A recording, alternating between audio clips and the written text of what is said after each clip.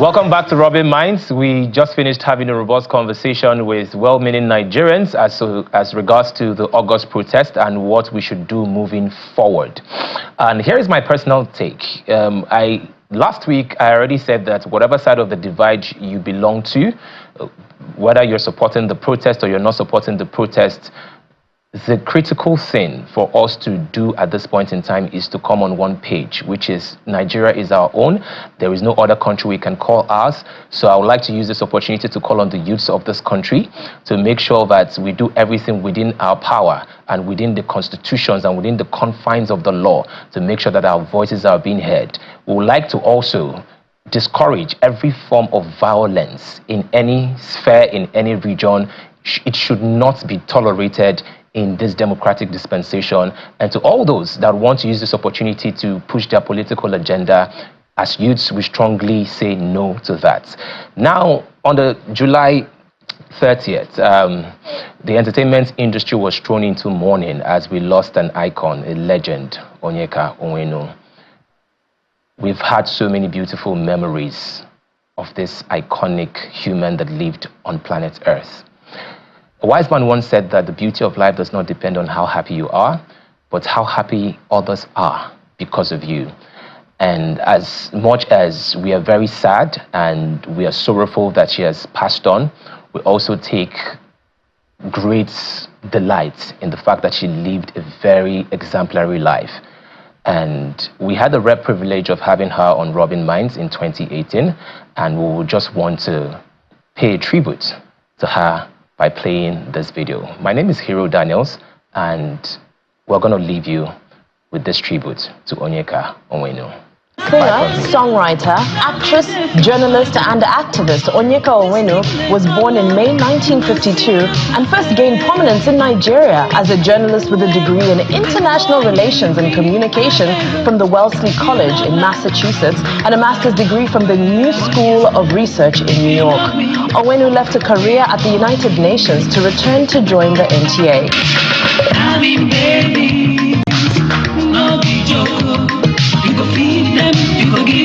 During her time there, she championed the causes of the Niger Delta.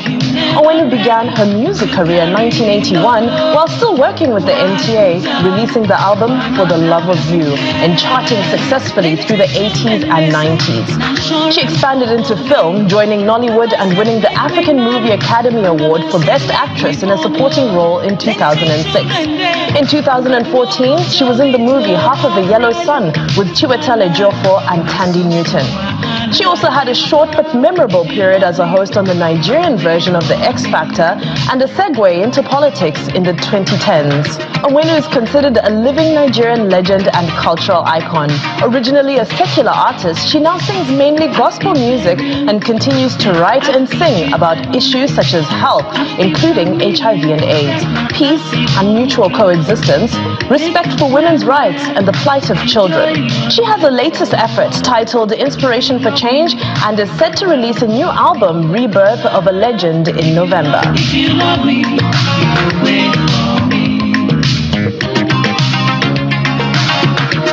excited to be sitting down with Onyeka Onwenu today, broadcaster, musician, actress. Onyeka, thank you so much for your time. Thank you. Thank you very much. I'm excited about this conversation because your story is so rich in so many ways. So I want to get straight into it and start unpacking it. I want to go back to your singing from the womb, you know, being born into an artistic family. Your mother is a musician, or she sang and she acted, and so was your father. He loved music. And, you know, tell me what was it that you're in broadcasting at the time, you have a talent for music and a passion for music. What caused you to make the switch? It was a no-brainer, really, because everyone who knew me growing up, who knew my parents, knew that I had this talent which I had inherited from my maternal grandfather. Yes. And then my mother, being who she was, knew that I would end up doing what I was doing. But in my family, education was critical, most important. Whatever else you want to do, get your education. So the family would insist you go to school. And once I'd done my master's, and they said, okay, I think we will let you off at this stage. You can really choose what you want to do with your life. And that was when I went professional. Yes. But my mother was very encouraging, God bless her soul. And she would always say to me, don't forget your music, don't forget your music. So as we talk about your education, I mean, you're foreign educated, went to some of the best universities in the world. How central of a role did your education play in your planning out your career as a musician? It played a huge role. I couldn't have attended Wellesley College without coming out with the feeling that I could go out and change the world. That's what Wellesley women do. Yes. Look at Mrs. Clinton. I mean, she could have won that. She won that election. Yes. Hello, but it's in you. If I go back to my growing up with the kind of mother I had, Ochedike was a strong, powerful Igbo woman who put up with so much tragedy in her life and raised her children and maintained a personal life that I admired. She could speak her mind. She could walk into a place by herself, take over the whole atmosphere. That was my mom. So having that, being brought up by such a woman, and then having Wellesley College, I couldn't but use my talent to do more than just showcase myself. You're given a talent for a reason, and I was taught this from an early age because my mom used to teach me these songs, and we would do duets, and she would take me to places where we raised money for motherless babies' homes. I mean, she'd put me on the table and stand next to me because I was so small. But I learned that the talent was for something bigger. And that's what I've done with my career. Yes, I sing about love, it's a beautiful thing, but I also sing about issues. I use my celebrity, so to speak, to draw attention to issues that concern women and girls and those who cannot speak for themselves. That is why you are given the talent. That is what is fulfilling about the profession that I'm in. Why the specific passion for women? There's so many causes that you could have used your platform to advocate for. Was it because you grew up with a single mother that you felt, it was relatable to you, it was natural, and you wanted to play that mother figure to other women out there? I think that had a lot to do with it. By age 36, my mother had become widowed for the second time.